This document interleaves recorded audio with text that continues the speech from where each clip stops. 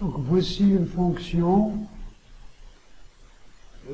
donc définie par morceau f de x égale à ceci.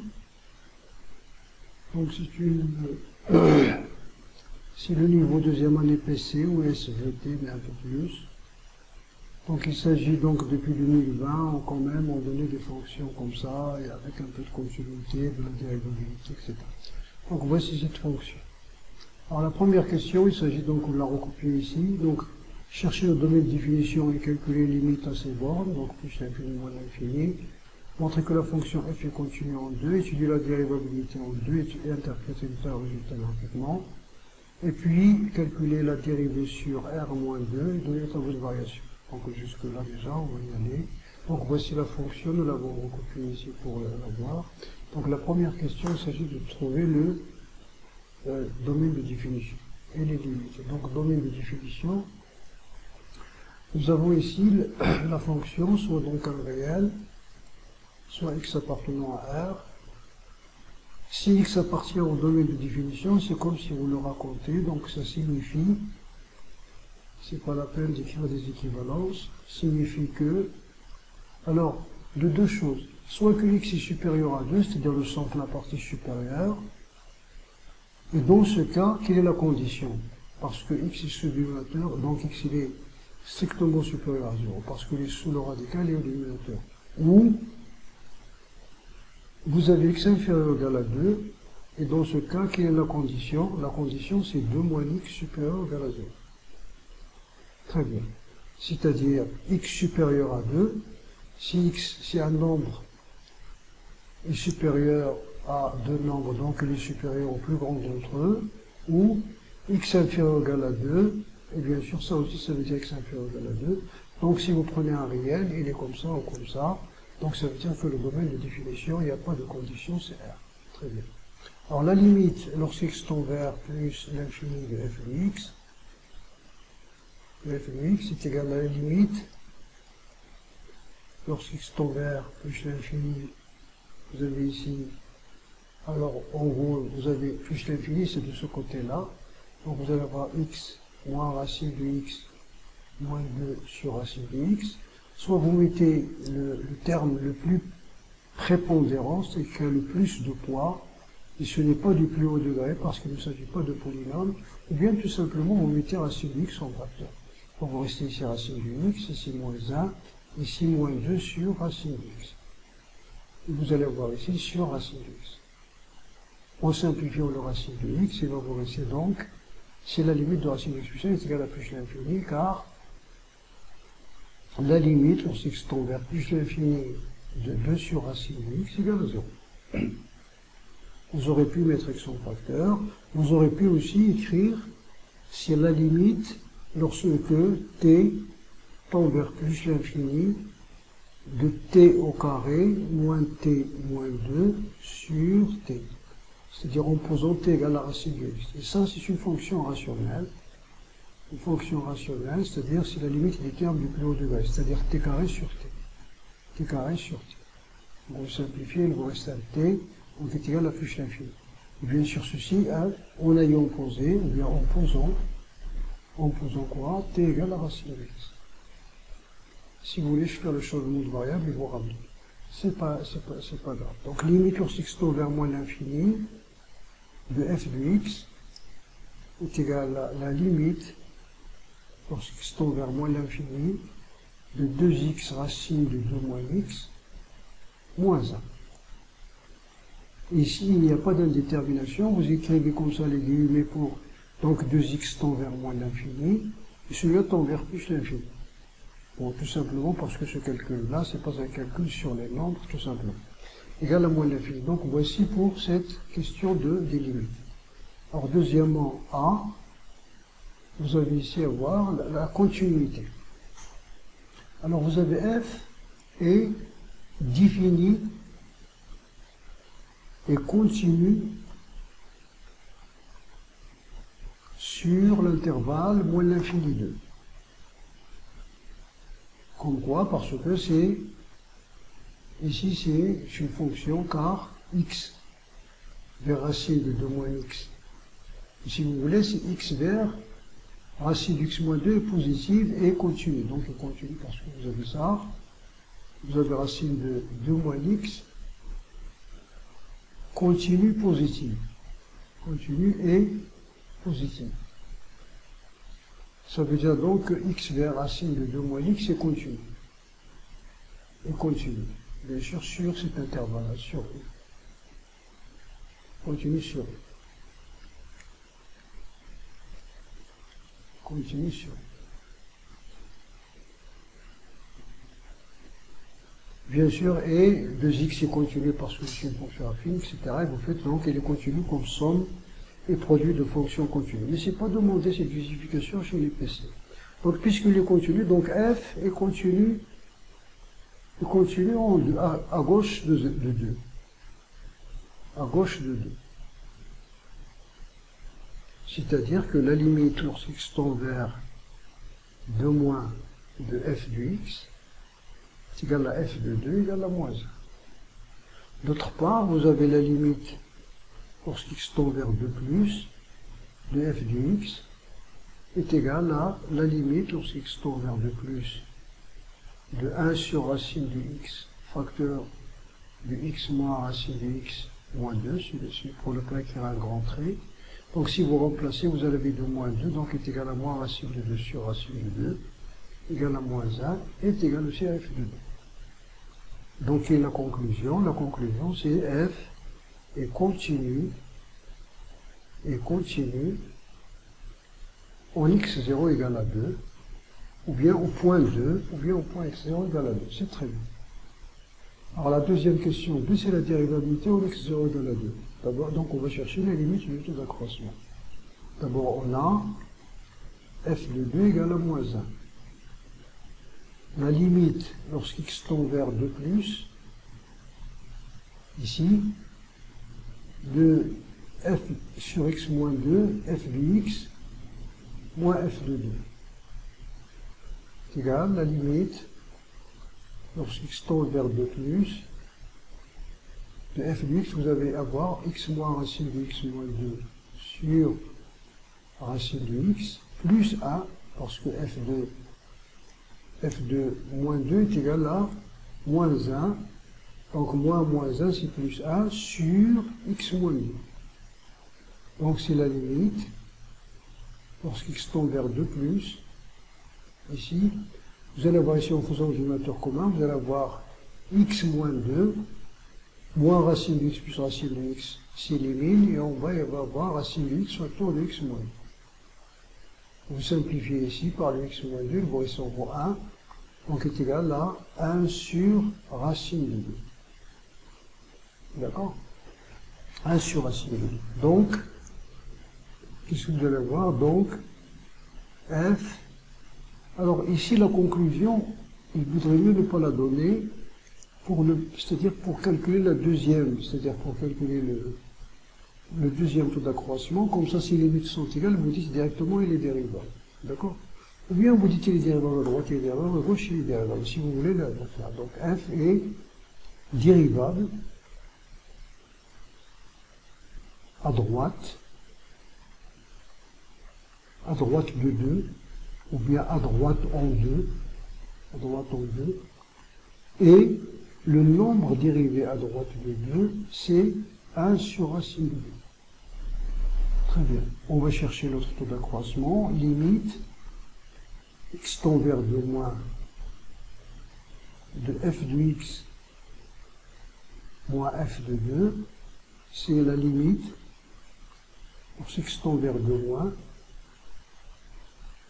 f de x c'est 2x, racine de 2 moins x, moins 1 plus 1 sur x moins 2. Si vous voulez débarrasser de ça, vous pouvez écrire, multiplier par la partie conjuguée. C'est 2x, facteur de 2 moins x, sur x moins 2, racine de 2 moins x. Donc vous simplifiez celui-là, il vous reste ici un moins. Donc vous allez voir ici, c'est moins 2, c'est moins 4 sur, si vous voulez comme ça, si vous voulez faire avec des guillemets pour dire que ce sont des expressions. Égal à moins l'infini. Donc ici, parce que les racines carrées ne font sortir que de zéro positif. Les racines énièmes en général, pour nous, dans notre enseignement, les racines énièmes de quelque chose qui est égal à 0, c'est un 0 plus. Très bien. Donc voici pour ce qu'on va dire. Donc f n'est pas dérivable,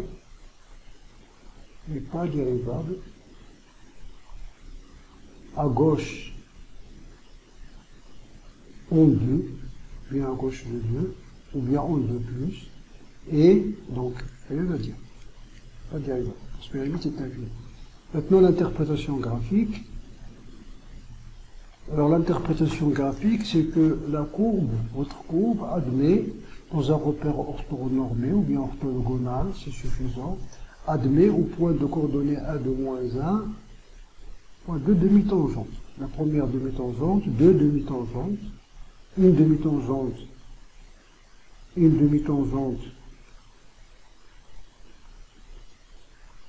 définie par,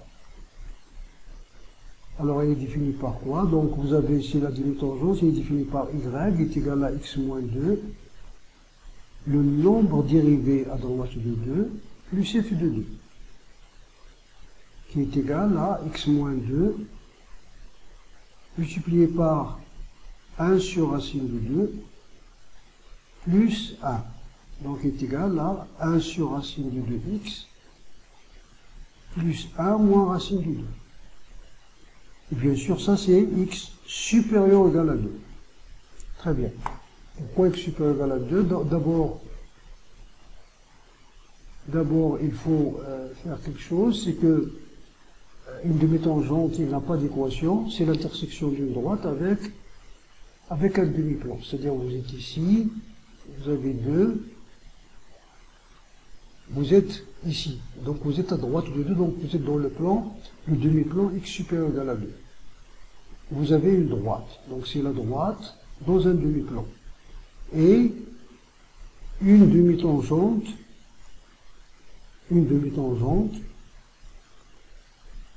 verticale.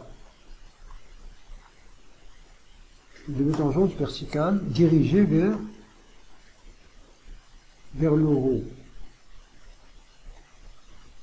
Ici, vous allez dans la classe, que si vous avez ici, donc ça dépend de ce signe-là. Vous avez ceci, vous avez ici 2 moins, vous donne moins de l'infini, même signe. Ou bien si vous avez ici 2 plus, vous donne plus l'infini. C'est-à-dire si ces signes-là sont les mêmes, alors vous avez une demi-tangente dirigée vers le haut. Sinon, c'est une demi-tangente dirigée vers le bas. Très bien. Ou bien encore, qu'est-ce que c'est que cette demi-tangente-là, où définie par une demi-tangente, c'est une droite dans un demi-plan. Attention, hein. Ce n'est pas les gens qui disent la demi-tangente d'équation, je ne sais pas comment ils font ça, bien sûr. Donc vous avez ici, lorsque vous êtes là, ici, vous avez 2. Voici 2. Vous avez ici moins 1. Moins 1, 2. Demi-tangente dirigée vers le haut, ça veut dire quoi? Donc il est sur la droite d'équation x égale à 2, et vous avez y supérieur ou égal à moins 1. Donc voici, si vous voulez la définir comme un système, parce que ça, c'est une équation de droite, et ça, c'est une équation de demi-plan. Alors lorsque vous dites vertical, le terme vertical, vous avez supposé que le repère est au moins orthogonal. Parce que si le repère n'est pas orthogonal, c'est-à-dire si les axes ne sont pas orthogonaux, il n'y a pas à parler de verticalité. Il n'y a pas, tout est oblique, donc faites attention. Enfin, ce sont des détails, mais c'est, voilà. Alors ici pour le calcul de f' de x sur moins l'infini 2 et 2 plus l'infini. Alors supposez que lorsqu'on a étudié la dérivabilité d'une fonction en un point, on l'exclut dans le calcul de la dérivée. Ici, l'exercice vous le dit. Il vous dit calculer la dérivée sur R-2. Ici, par exemple, la question était calculer la dérivée de f' de x, vous devez le calculer sur ça. Donc, pour tout x appartenant à moins 2 plus l'infini, alors d'abord on va commencer par calculer la fonction, la simplifier pour avoir la dérivée facile. X sur racine du x c'est racine du x, moins racine du x sur 1 c'est 1, moins 2 sur racine du x. Vous pouvez même utiliser ce que vous connaissez cette année, x moins 1, moins 2, x à la puissance moins 1 demi. Comme ça, c'est facile de faire la dérivée en utilisant les puissances rationnelles. f' de x est égal à quoi? Est égal à la dérivée de 1 sur racine de x, c'est 1 sur 2 racine de x. La dérivée de 1, c'est 0, moins 2 fois moins 1 demi, x à la puissance moins 3 demi. Donc est égal à 1 sur 2 racine de x, plus x à la puissance moins 3 demi. Vous le laissez comme ça, supérieur à 0, parce que les puissances sont des nombres strictement positifs, puisque vous avez ici 1 plus, c'est la somme de deux nombres positifs, donc il n'y a pas de problème. Sinon, si vous voulez l'écrire comme ça, vous pouvez écrire 1 sur 2 racine de x, c'est-à-dire si vous voulez faire le retour sur 1 sur x racine de x. Bon, mais c'est une perte de temps. Et pour tout x appartenant à moins l'infini moins 2, on va faire notre dérivée, f' de x est égal à quoi? Est égal à 2x racine de 2 moins x dérivée. Pourquoi? Parce que la dérivée de 1 c'est 0, voici votre fonction. La dérivée de 1 c'est 0, on va y passer ça. Voilà.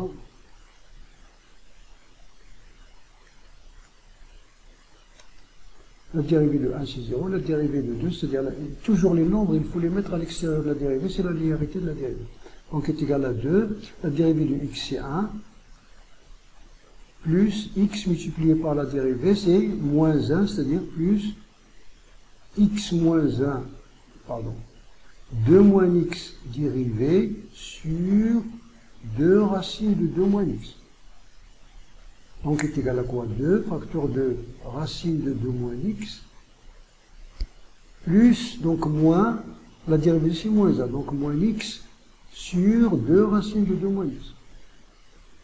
C'est-à-dire égal à quoi? Donc vous mettez le dénominateur commun, c'est 2 sur 2 racines de x, il vous reste ici 1 sur racine de 2 moins x, facteur de 2, facteur de 2 moins x, c'est-à-dire celui-là multiplié par celui-là, moins x, vous allez avoir ici 4 moins 3x. 4 moins 3x sur racine de 2 moins x. Et vous dites que f' de x a le signe de 4 moins 3x, ou bien 4 moins 3x et f' de x ont le même signe, ou bien, regardez l'expression que vous utilisez dans votre classe, le signe de 4 moins x sur où, mais il faut toujours signaler sur quel intervalle. Sur moins l'infini, 2. Très bien, c'est pas moins 2 ici. Alors ici c'est quoi? C'est 2 moins x. Je touche quelque chose, tout s'efface. Très bien. C'est très bien. Donc voici donc votre dérivée. Voilà votre table de variation. Vous avez x moins l'infini, 2. On va prendre 2 ici. 2 plus l'infini. De toute façon, ces nombres qui sont ici sont à titre indicatif. C'est-à-dire parce qu'entre 2 et plus l'infini, il y a une éternité. On ne peut pas le représenter comme ça. C'est-à-dire c'est un titre. Bon, alors vous avez ici f' de x. Vous avez là f de x. Alors nous avons nos limites. En moins l'infini, c'est moins l'infini. En plus l'infini, c'est plus l'infini. Donc, on commence par les faire. Sinon, si ça ne marche pas, c'est-à-dire si nous avons des décalage, ça veut dire que c'est faux. Parce que nous avons ici moins l'infini. Notre fonction n'est pas dérivable en 2. À droite de 2, nous avons trouvé 1 sur racine de 2, qui est un nombre positif.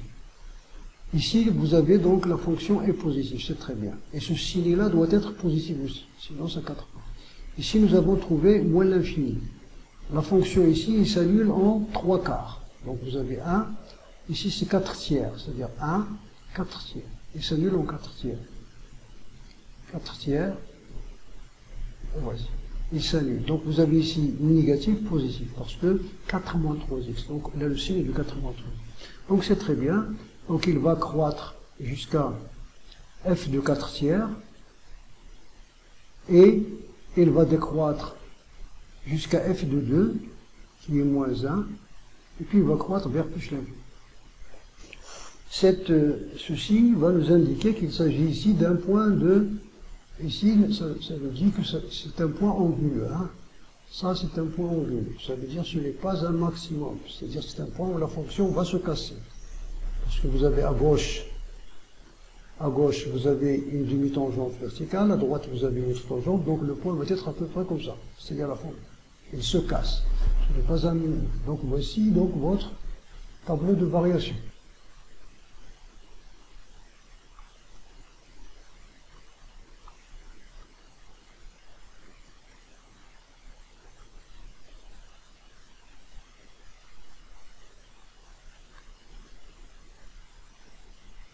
soit G, la restriction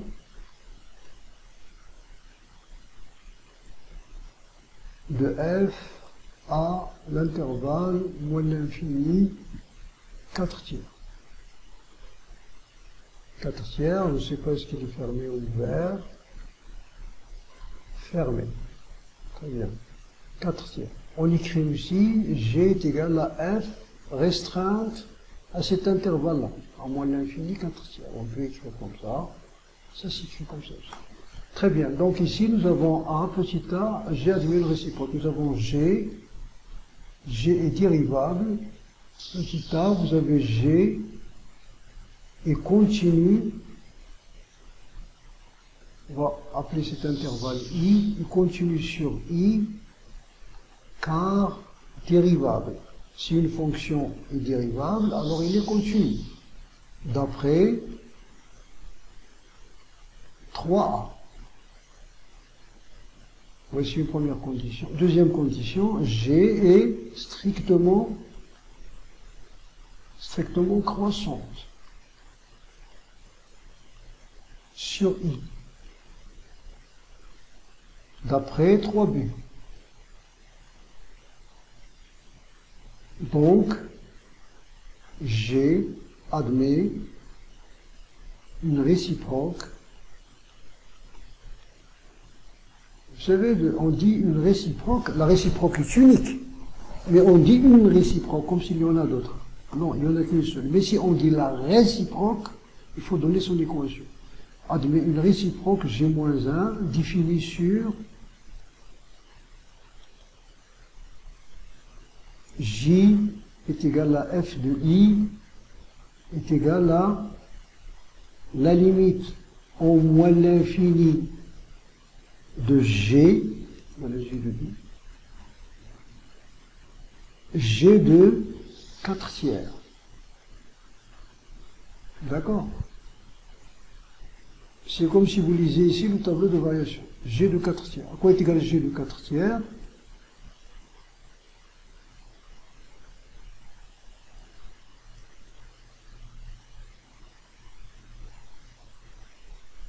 Alors ici, on nous dit que montrer que l'équation G a donné une seule solution. Donc l'équation G de x égale à 0 dans I.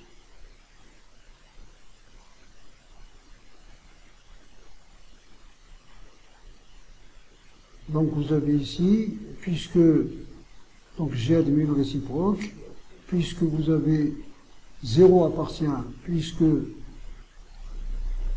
0 appartient à J, donc il existe un unique alpha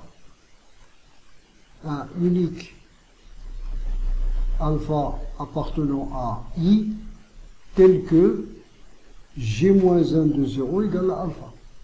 C'est-à-dire G de alpha égale à 0.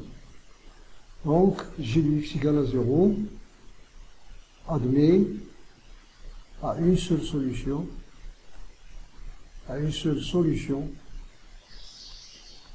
alpha dans I. La dernière question, on nous dit tracer le tableau de variation. Tracer le tableau de variation de G-1. Donc on sait que G et G-1 sont toutes les deux strictement monotones et varient dans le même sens. D'accord? On le sait dans le cours que G et G-1 sont les deux continus, strictement monotones et varient dans le même sens. C'est-à-dire ils ont le même sens de variation. Et varient dans le même sens. C'est-à-dire elles sont toutes les deux croissantes, toutes les deux décroissantes. Et leur courbe est symétrique par rapport à la droite d'équation égale à x, qui s'appelle la première bisectrice dans un repère tout normé. Très bien. Donc ici, donc, qu'est-ce que vous faites? Donc le tableau de variation, tout simplement, vous avez x, g-1 prime de x. Il ne s'agit pas de calculer ni g-1 ni g. Vous avez, puisque g est croissante, alors g-1. Ici, vous mettez le tableau de variation de g. C'est-à-dire, vous avez ici, qu'est-ce que vous avez? G'. Donc vous avez moins l'infini, moins 9 plus cette valeur-là. Plus 8 racine de 6 sur 9. Et ici, vous avez le tableau de de G. C'est-à-dire qu'il y a moins l'infini, 3, donc moins l'infini, 3 quarts. 4 tiers, pardon. 4 tiers. Donc vous avez là votre fonction exponentielle. Donc vous ne calculez ni G', ni dérivé, ni rien. Donc voici pour la dernière question. Voici H, c'est la restriction de F et l'intervalle de tout ce. Alors on me dit que H est une réciproque, donc d'après 3A et B, c'est-à-dire la question 3A et B. Vous avez H de continu parce qu'il est égal, cyclement monotone et cyclement croissant sur l'intervalle de Buffet. Donc H est une réciproque qui finit sur K égale à H de Buffet qui égale à F de Buffet. C'est déjà calculé dans la fois. Maintenant, on nous demande de chercher sa réciproque. Alors, vous avez ici, si x appartient à K, H moins 1 de x égale à y, ceci est équivalent à dire que vous avez y qui appartient à 2 plus infini et H de y est égal à x. H de y est égal à x signifie que l'équivalent A signifie que vous avez votre fonction ici, donc vous allez voir y moins racine de y moins 2 sur racine de y égale à x. Donc, si vous simplifiez un peu, vous allez voir racine de y moins 1 moins 2 sur le bras, moins sur le bras, comme ça qu'on peut pas y a moins racine de y moins 2 égale à x racine de y. Alors si les racines différentes, on compose par exemple u qui est la racine de y avec notion u c'est un nombre supplémentaire et on a u carré moins u moins 2 moins ux égale à 0. Ça veut dire u carré moins 1 plus xu moins 2 égale à 0. Alors, je vais passer 1 plus x au carré moins 4 fois 2 fois ça fait plus 8, et surtout supérieur à 0. Donc vous allez avoir u qui égale à quoi? Alors moins 2 moins racine de 2 égale donc 1 plus x plus racine de 1 plus x carré plus 8 sur 2, où 8 est égal à 1 plus x moins racine de 1 plus x carré plus 8 sur laquelle on va prendre. Par exemple, vous avez ici l'image de 4, nous avons f de 4 égale à combien? L'image de 4, f de 4 égale à. Alors vous allez vers 4 moins 2, c'est 2. 2 moins 2, c'est 0. 4 moins 2, c'est 2. Racine de 4, c'est 2, c'est 0. Donc 4 égale à 0. Ça veut dire que H de 4 égale à 0, ça veut dire que H moins 1 de 0 est égal à 4. Donc je remplace 0 ici, qu'est-ce que je vais avoir? Si je remplace ici par 0, je vais avoir 1 plus 0, c'est 1. Ici 1 plus 0, c'est 1 plus 8, c'est 9. Donc 1 plus 3. Donc c'est ça. 1 plus 3, c'est 4 sur 2, c'est 2. Donc, moi, je vais égal à 4, si je remplace ici par 0, je vais avoir 1 moins 3, c'est moins 0. Si je fais ça, c'est 2, parce que c'est ici 2, c'est la racine de y, donc c'est donc, u qui est égal à racine de y, est égal à 1 plus x, plus racine de 1 plus x au carré, plus 8, sur donc y qui est égal à h moins 1 qui est égal à 1, je l'ai au carré, donc c'est 1 quart facteur de 1 plus x plus racine de 1 plus x au carré plus 8, le tout à la puissance 8. Donc voici notre fonction a plus 3 qui est de